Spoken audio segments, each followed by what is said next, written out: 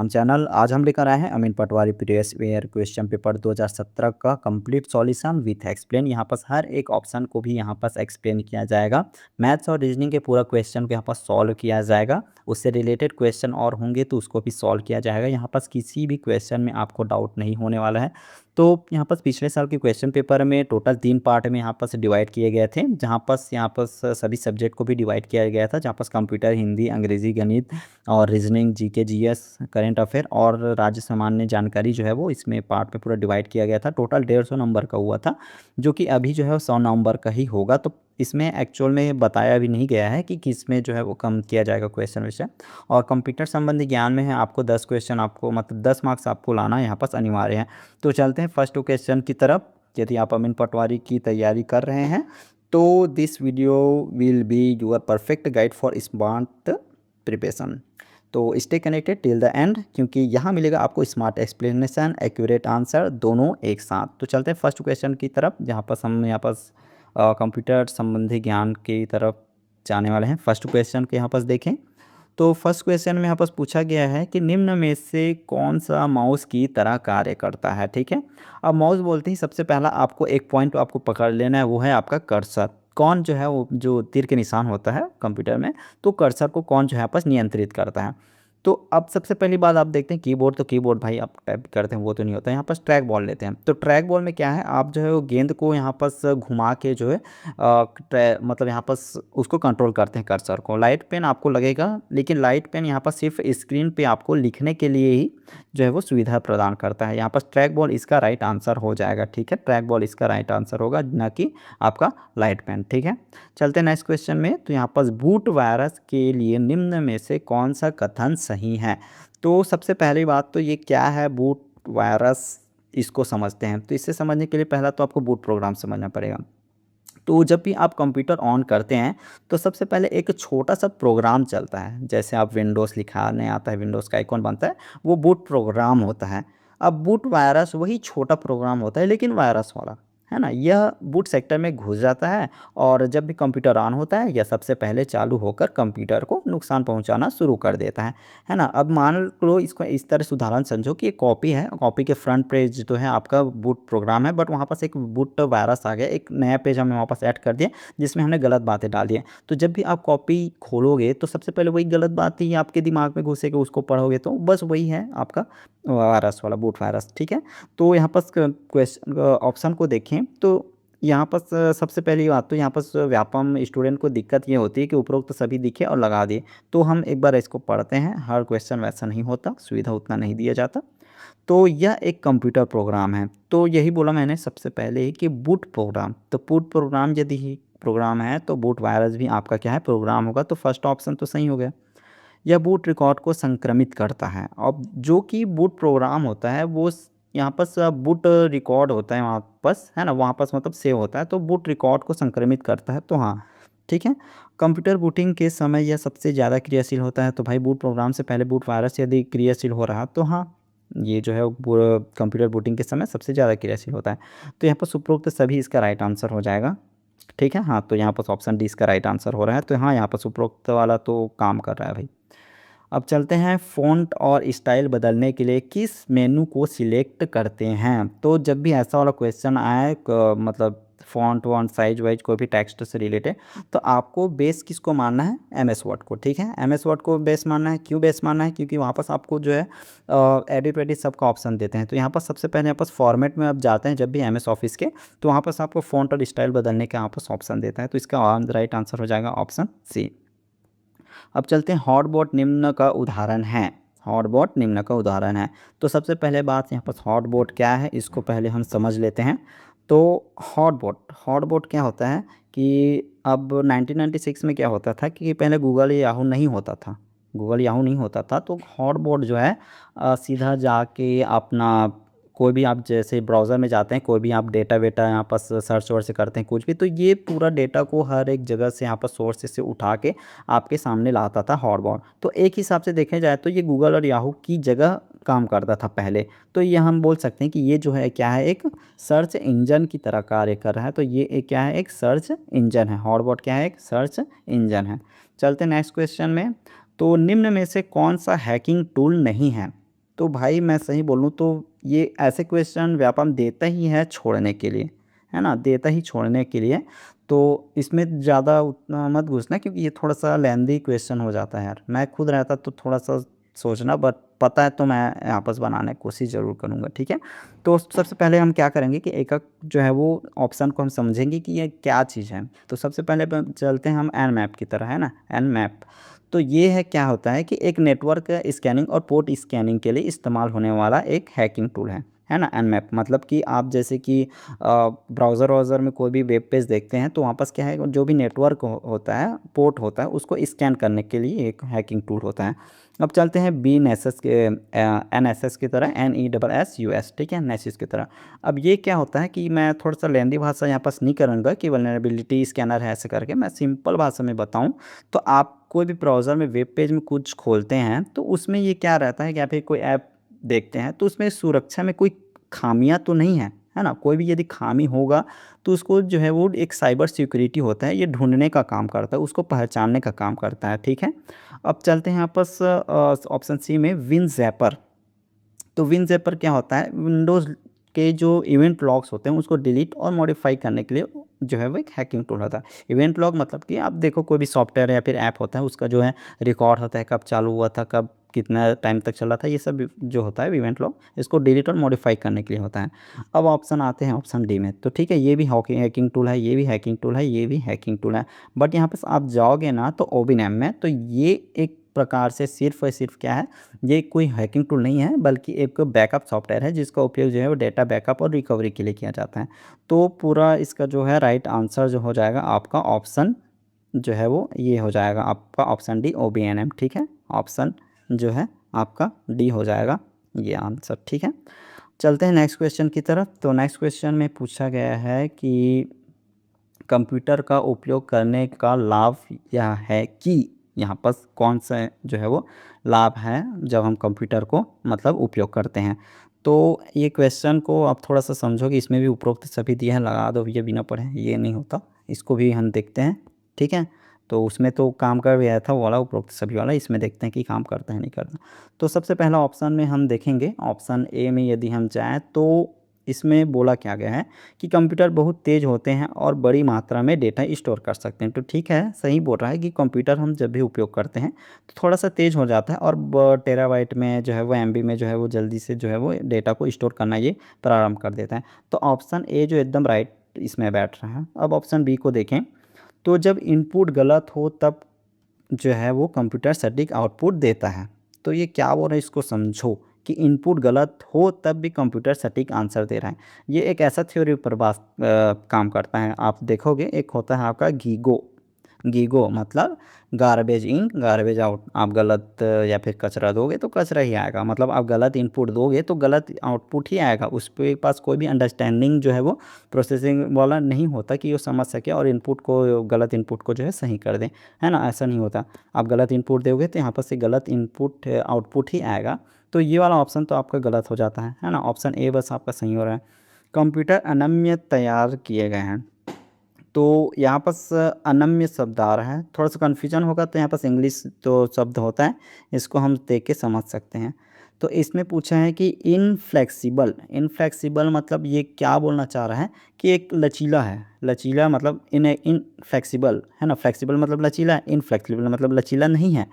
तो लचीला बोलने का तात्पर्य ये बोल रहा है कि इसे सिर्फ़ मतलब इन लचीला मतलब लचीला नहीं है, ये बोलने का तात्पर्य है कि इसे हर एक क्षेत्र के लिए नहीं बनाया गया है, मतलब स्पेसिफ़िक एक ही कार्य के लिए इसको बनाया गया है, ऐसा करके बोल रहे हैं कंप्यूटर को इसमें। तो ऐसा तो नहीं है भाई, हम तो इसको हर एक क्षेत्र में इस्तेमाल करते हैं, चाहे स्पेस के क्षेत्र में, चिकित्सा के, ऑफ़िस वर्क में, हर एक क्षेत्र में इसको उपयोग किया जाता है। तो ये ऑप्शन तो गलत हो गया, बी भी गलत हो गया। तो ऑप्शन डी तो नहीं आएगा, सीधी सी बात। देखो यहाँ पर उपरोक्त सभी तो काम नहीं किया, तो ऑप्शन ए इसका राइट आंसर हो जाएगा। अब चलते हैं नेक्स्ट क्वेश्चन में पूछा है कि एक छवि का एक कम आकार के संस्करण क्या कहलाता है? अब इसमें जो है एक चीज़ यहाँ पर समझो, यहाँ पर दिया है क्या, थंबनेल। अब थंबनेल को अब समझोगे ना तो आपको ये लगेगा क्योंकि जब भी आप यूट्यूब स्टार्ट करते हो तो यहाँ पर थंबनेल जो रहता है वो शो होता है। थंबनेल क्यों? क्योंकि इसका जो वो रहता है रिजोल्यूशन रहता है वो सबसे कम होता है, बहुत कम होता है। क्यों? क्योंकि भाई आप जैसे ही सर्च मारोगे तो सबसे पहले आपको जो है वो एक थंबनेल दिखेगा, इमेज सबसे पहले जल्दी लोड होगा। तो वही है, क्वालिटी कम हो, रिजोल्यूशन कम हो, तो हर एक चीज़ को ध्यान में रख के जो है वो थंबनेल बना होता है। ठीक है, तो यहाँ पर आपका राइट आंसर आपका ऑप्शन सी हो जाएगा, थंबनेल। नेक्स्ट क्वेश्चन में चलते हैं। तो नेक्स्ट क्वेश्चन पूछा है कि मल्टीमीडिया की स्ट्रीमिंग फ़ाइलों में किस तरह की फ़ाइल क्लाइंट को दी जाती है परंतु शेयर नहीं किया जा सकता? तो यहाँ पर सीधी सी बात है, प्रेजेंट ऑफ माइंड लगाओ और बना लो। तो बोल क्या रहा है पहले इसको समझते हैं ना। तो शेयर नहीं किया जाता और जो है वो स्ट्रीमिंग, तो स्ट्रीमिंग मतलब कि यहाँ पर सबसे पहली बात तो यहाँ पर हाँ यहाँ पर दिया है क्या, स्ट्रीमिंग। तो दोनों तो मैच खा रहे हैं और रियल टाइम, और बोला क्या शेयर नहीं कर सकते। अब रियल टाइम में अब स्ट्रीम हो रहा है वो चीज़, है ना। जैसे कि आप यूट्यूब में स्ट्रीम कर रहे हैं या फिर डिस्कॉर्ड में स्ट्रीम कर रहे हैं तो रियल टाइम में हो रहा है ना। हॉटस्टार में आप लाइव चलता है क्रिकेट विकेट, तो जहाँ पास हो रहा है वो सीधा आता है, तो आप उसको शेयर तो नहीं कर सकते होल वीडियो को, जो हुआ ही नहीं उसको कैसे शेयर कर दोगे। तो रियल टाइम स्ट्रीमिंग होता है, ठीक है। तो ये चीज़ यहाँ पास आपका नहीं हो जाएगा, तो ये रियल टाइम स्ट्रीमिंग ही इसका राइट आंसर हो जाएगा, ठीक है। Option a real time streaming इसका राइट आंसर हो जाएगा। अब ऑप्शन बी क्यों नहीं होगा, तो ऑप्शन बी को भी थोड़ा सा समझ लेते हैं कि है क्या चीज़ एक बार, है ना। तो ये होता है प्रोग्रेसिव डाउनलोड। प्रोग्रेसिव डाउनलोड मतलब कि क्या, कि इसमें फ़ाइल डाउनलोड होते होते ही प्ले होती है और बाद में जो है वो सिस्टम पर मतलब सिस्टम पे जो है सेव हो सकती है। ऑप्शन सी को हम देखें कंप्रेशन, तो कंप्रेशन तो भाई सीधी सी बात है कि साइज़ को घटाने के लिए ये जो है वो काम आता है ना। तो ऑप्शन ए इसका राइट आंसर हो जाएगा। एक्सेल में डिफ़ॉल्ट व्यू खालिस्तान व्यू है, तो डिफ़ॉल्ट व्यू यहाँ पास आपका जो है वो नॉर्मल व्यू होता है। शायद इसको एक्सप्लेन करने की ज़रूरत नहीं है, सभी एक्सेल धारी जो है इसको जानते ही होंगे, है ना। तो इसका राइट आंसर क्या हो जाएगा आपका, ऑप्शन सी। ठीक है, चलते हैं नेक्स्ट क्वेश्चन की तरफ। तो नेक्स्ट क्वेश्चन में है कि निम्न में से कौन सा कंप्यूटर का कार्य नहीं है। तो इसको भी थोड़ा सा समझते हैं। तो यहाँ पास कई लोगों को लगेगा कि भाई ऑप्शन डी अंडरस्टैंडिंग और ए कंफ्यूज कर रहा है इनपुटिंग ऐसा करके, आउटपुटिंग और प्रोसेसिंग तो समझ में आ रहा है। तो इनपुटिंग की बात करें तो इनपुटिंग का कार्य इसका है। क्यों है? क्योंकि जो है कीबोर्ड है ना, माउस ये सब इनपुट डिवाइस जो है कोई भी निर्देश देते हैं इसको ये स्वीकार तो कर रहा है ना, स्वीकार इसलिए कर रहा है, एक्सेप्ट कर रहा है उस चीज़ को, है ना। तो ये इनपुटिंग का कार्य भी ये करता है, तो ऑप्शन ए इसका यह है, सही है। और आउटपुटिंग तो है प्रिंटर विंटर और आप जो है आउटपुट देता है, प्रोसेसिंग करता है, सीपीयू पे प्रोसेसिंग करता है, सही है। अब आता है ऑप्शन डी, ये अंडरस्टैंडिंग नहीं करता। मैं वही बात आपको बोला था गीगो, है ना, गीगो वाला बात यहाँ पास आ जाता है कि अंडरस्टैंडिंग स्कीम नहीं होता, ये खुद से नहीं सोच सकता कंप्यूटर, है ना। ये क्वेश्चन वो वाला है भाई, जब एआई नहीं आता तब की बात है, ठीक है। ऑप्टिकल डिस्क डीवीडी का पूर्ण नाम है, तो डिजिटल वर्सेटाइल डिस्क, है ना, डिजिटल वर्सेटाइल डिस्क। ये पढ़ोगे तो समझ आ जाएगा, इस वाला है मतलब याद रहता है। यह एक आउटपुट डिवाइस नहीं है, आउटपुट डिवाइस नहीं है। तो कहीं भी आपको कहीं भी प्रिंटर दिखे तो सीधी सी बात वो आउटपुट डिवाइस ही है ना, आउटपुट डिवाइस है प्रिंटर, कहीं भी दिखे आउटपुट डिवाइस मार दो। अब चलते हैं ऑप्शन बी की तरफ। तो ये क्या बोल रहा है, फ्लैक्स मशीन, मतलब बड़े बड़े जो फ्लैक्स पोस्टर को प्रिंट करती है, तो ये भी क्या है, एक आउटपुट डिवाइस है। अब आते हैं वेब कैमरा की तरफ। अब वेब कैमरा जो है आप इसको सिंपल उदाहरण की तरह समझते हैं कि एक फ़ोन है, हमने कंप्यूटर के साथ ऑन कर दिया और कंप्यूटर का जो कैमरा होता है हम एज अ वेब कैम उसको यूज़ कर रहे हैं, ठीक है। वेब कैम में जो है कैमरा में रिकॉर्ड कर रहे हैं, उधर कंप्यूटर में दिख रहा है। तो वेब कैम क्या है, एक फ़ोन जो है इनपुट का कार्य कर रहा है ना। तो वेब कैम एक आउटपुट तो नहीं है। और प्लॉटर भी तो एक आउटपुट है ना। जानते हैं कि बड़े बड़े जो ग्राफिक्स होते हैं, ड्राइंग प्रिंट को मतलब ड्राइंग को जो है प्रिंट करने का आउटपुट डिवाइस होता है, ठीक है। तो यहाँ पर इसका जो वेब कैम है वही बस जो है वो इसका आउटपुट डिवाइस नहीं है, तो ऑप्शन सी इसका राइट आंसर हो जाएगा। नेक्स्ट क्वेश्चन में, सामान्यतः लिनक्स एक खालिस्तान प्रकार का सॉफ्टवेयर है। तो एक चीज़ इसमें थोड़ा सा समझने का प्रयत्न करते हैं यहाँ पास कि बोल क्या रहा है। ठीक है। ओपन सोर्स क्या होता है, इसको थोड़ा सा हम समझते हैं। ऑपरेटिंग सिस्टम में जो ओपन सोर्स होता है वो क्या होता है। तो ओपन सोर्स में क्या होता है कि जिसका सोर्स कोड जो है वो एकदम ओपन रहता है। सोर्स कोड ओपन रहता है मतलब क्या है कि कोई भी जो डेवलपर है वो अपने ज़रूरत के अनुसार उसे मॉडिफाई कर सकता है ना। जैसे कि उबंटू होता है, यहाँ पास डेबियन होता है और इसमें लिनक्स भी आपका आता है। जहाँ लिनक्स को यहाँ पास कोई भी जो डेवलपर है इसको सोर्स कोड ओपन रहता है, कोई भी इसको जो है अपने अनुसार जो है वो अपना मॉडिफाई उसको कर सकते हैं, एडिट वेडिट करके पूरा मॉडिफाई कर सकते हैं। ठीक है। अब यहाँ पास इसको भी समझ लेते हैं ना कि कभी भी क्वेश्चन पेपर में यदि दूसरा आया तो इसको भी थोड़ा समझ लेते हैं। तो राइट आंसर का ऑप्शन ही हो जाएगा। अब बी क्यों नहीं होगा, क्योंकि बी जो है एक मतलब क्या बोल रहे हैं, कमर्शियल है ना, व्यावसायिक है। तो कुछ कुछ जो होते हैं मतलब ऑपरेटिंग सिस्टम जो है वो मतलब सोर्स कोड मतलब अब ओपन सोर्स से ही माना जाता है, लेकिन जो है वो डिस्ट्रीब्यूशन पेड होते हैं उसके, मतलब थोड़ा सा पैसा दो तो ही आपका जो है वो काम हो गया, ये वाला हो जाता है, व्यावसायिक हो जाता है। पैड पैड वाला ये फ्री होता है, कोई भी ये अपना यूज़ कर सकता है। अब ऑप्शन सी मतलब ओपन सोर्स फ्री होता है और ये वाला पैड होता है व्यावसायिक। अब मालिकाना, मालिकाना आप देखो सीधा विंडोज़, एमएस ऑफिस ये होते हैं मालिकाना, जिसके सोर्स कोड जो है छुपे होते हैं। इसके मतलब सोर्स कोड क्या है किसी को पता नहीं होता, सिर्फ कंपनी को पता होता है। तो विंडोज़ का भी आंसर आया है, मतलब क्वेश्चन आया है कि विंडोज़ या एमएस ऑफिस कौन से टाइप से हैं, तो ये मालिकाना वाला डाल देना। ठीक है, प्रोप्राइटरी और ऐसा है करके। अब शेयरवेयर क्या होता है, शेयरवेयर नहीं होता यार, ये क्या होता है मतलब सिंपल जो है वो आपका थोड़े समय के लिए दे देते हैं, ट्रायल के लिए जो देते हैं ना वो होते हैं शेयरवेयर। ठीक है। तो ऑप्शन ए ओपन सोर्स है, लिनक्स क्या है ओपन सोर्स है। ठीक है। यह एक एंटीवायरस सॉफ्टवेयर नहीं है, सॉफ्टवेयर नहीं है पूछा है। ठीक है। तो कैस्पेरस्की जो अ, ये है कैस्पेरस्की, ये है आपका एंटीवायरस है। एवीजे भी है, आपने यूज़ किया होगा। नॉर्टन भी है, बट यहाँ पर डूम्सडे जो है यहाँ पर कोई मतलब वो नहीं है। ठीक है, कोई एंटीवायरस एंटीवायरस नहीं है। तो यहाँ पर आपका आंसर क्या हो जाएगा, आपका डूम्सडे। ये मतलब एक प्रकार से जो है वो डूम्सडे एक कंप्यूटर का जो वायरस होता है ना वो है डूम्सडे। ठीक है। तो चलते हैं 15 में क्या बोल रहा है ये, कीबोर्ड में फंक्शन की संख्या कितनी है, मतलब संख्या है तो 12। F12 आप देखेंगे, F11 कंप्यूटर में होता है, F8 वही बोल रहा है, तो F12 तक बस होता है। तो इसका आंसर हो जाएगा 12। ठीक है। 16 क्वेश्चन में पूछा है निम्न में के उपयोग से ईमेल खाता नहीं खोला जा सकता। तो जीमेल को सबको पता है, इसमें कुछ बताने की ज़रूरत नहीं है, इसमें खोला जा सकता है ना। अब उसके बाद amazon.com, भाई कभी ज़िंदगी में देखो आपका अमेज़ॉन इतना जो है वो आपका नाम जो भी है फलाना ढिमकाना @amazon.com देखें क्या, नहीं ये सिर्फ शॉपिंग के लिए होता है। yahoo.com देखें, हाँ देखें हैं। रेड इफ़ मेल, ठीक है। तो इसमें शायद आपको सोचना भी नहीं चाहिए, यहाँ पर मेल लिखा है यार, है ना, तो ये है। तो आपका बच जाता है ये नहीं है ना ऑप्शन बी। तो इसका ऑप्शन बी इसका amazon.com राइट आंसर हो जाएगा। सोचने वाली बात ही नहीं थी यार इसमें। ठीक है। चलते हैं 17 क्वेश्चन में। तो यहाँ पास पूछा है मानक भंडारण क्षमता के अनुसार निम्न में से कौन सा गलत है, मतलब कितना कितना डाटा स्टोर कर सकते हैं।